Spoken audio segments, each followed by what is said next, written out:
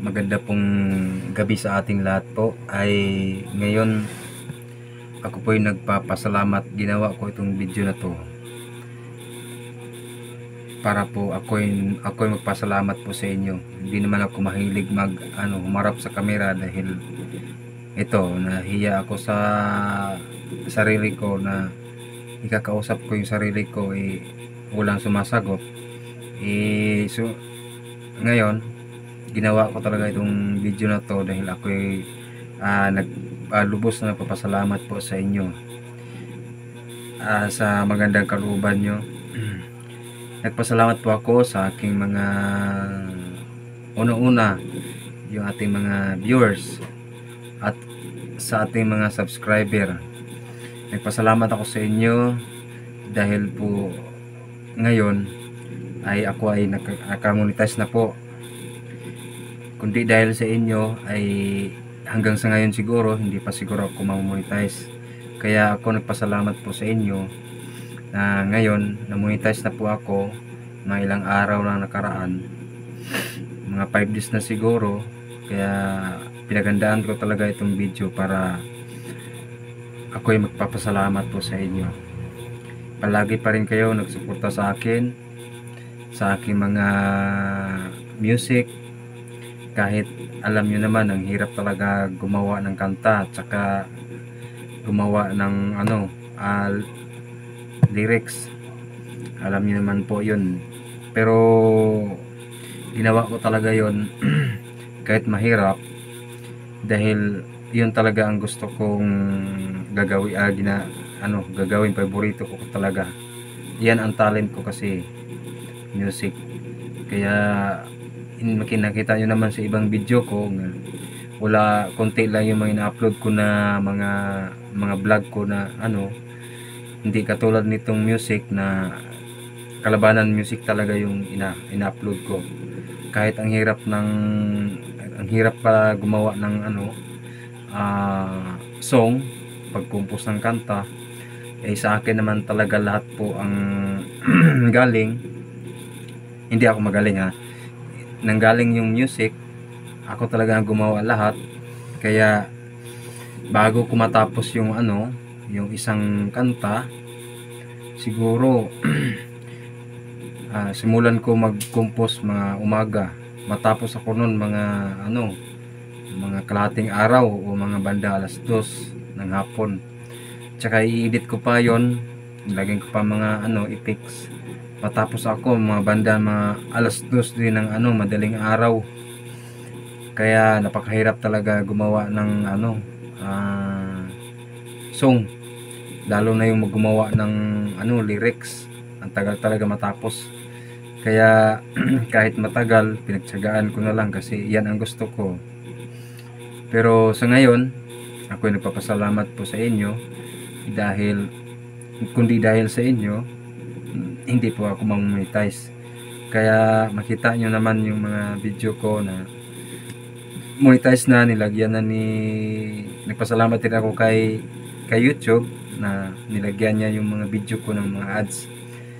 Kaya kung ako manonood sa ibang sa ibang video, pag mag-ads na yan, hindi ko siya i-skip dahil yan talaga ang hinahanap ng mga vlogger o mga YouTuber na dyan talaga sila kikita dahil dyan sa ads. Kaya pasensya na at ako'y na uutal na dito sa harap ng kamera.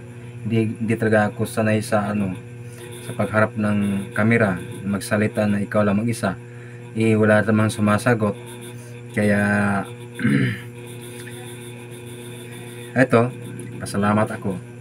Kung sino man yung ay yung gusto na magpa-vlog na paggawa ng lyrics o pag-edit ng mga lyrics, ay pwede ko naman i-share sa inyo.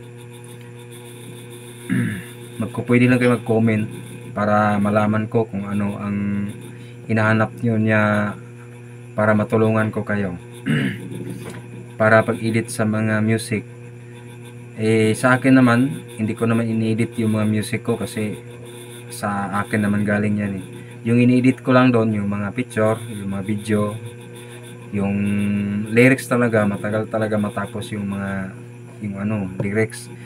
Pag mahaba yung kanta mo, sigurado ako magsimula ako mga 6 PM, matapos ako niyan banda ng mga 3 o 2 o 3 AM, madaling araw na matapos.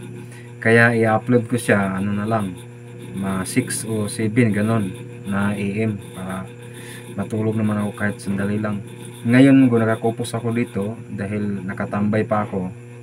Yung may nakaproblema yung paa ko, hindi pa ako masyado makalakad, hindi pa masyado magaling.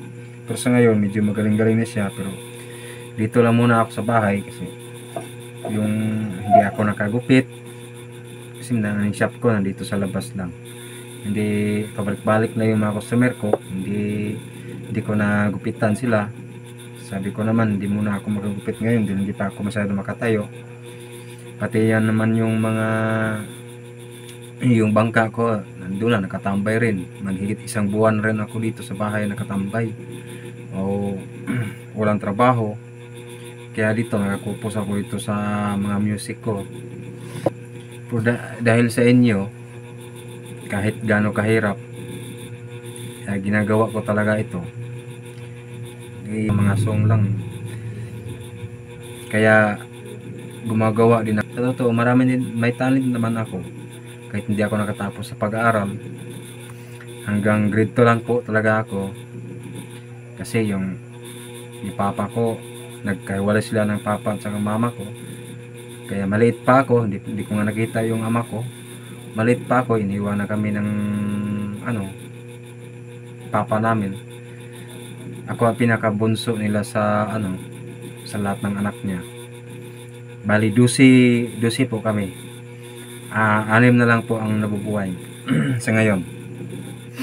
So ganito na lang, kung sino man yung gustong magpa-edit ng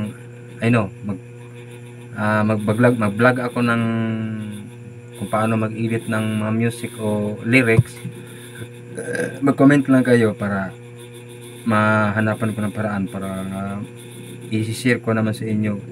Hindi naman ako masyadong marunong dito sa pag-edit, pero at least may kunting kaalaman lang naman ako dito kasi bago pa lang ako dito sa YouTube. Kaya pasensya na kung madaldal ako kasi minsan lang kasi ako maharap ito sa camera. Alam mo naman, mahihain talaga ako. Pero sa totoo lang, nako, grabe itong bunganga ko pag may makaharap ako na tao na kung sa Bisaya pa kaning mayo bitaw mga joke ay mag-abot din media. Okay, joker man ko. Pero dili ko pwede mag-joke dire kay para ni karon seryoso. So mag-Bisaya na lang ta kay lisod kay mag-Tagalog. Kay Bisaya man jud ko.